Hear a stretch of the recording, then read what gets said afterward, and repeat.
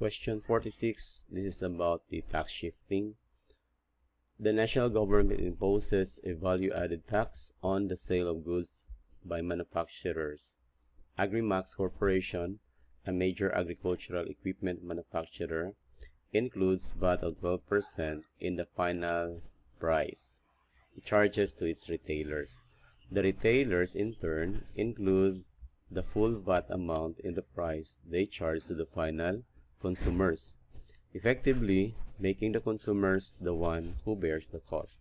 So again, making the consumers the one who bears the cost, yung final na buyer. Now, this mechanism where the statutory taxpayer manages to transfer the tax burden to another party, which is the consumer, is an example of the legal form of escaping taxation. So, which of that legal form? So, ito yung tax shifting.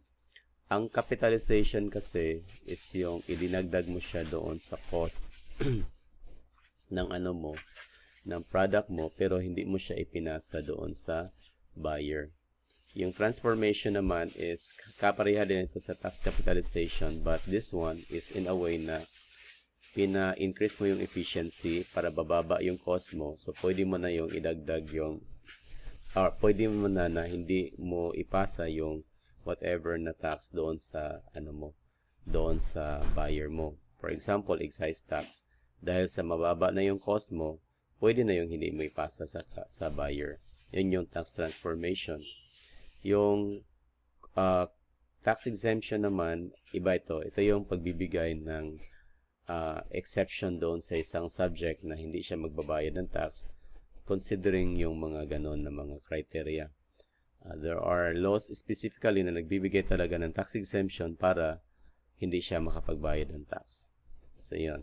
Ang tax shifting, ito yung sinasabi dito ng ating problem na ipinapasa doon sa buyer.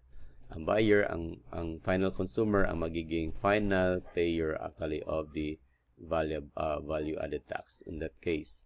So, this is our answer sa letter D.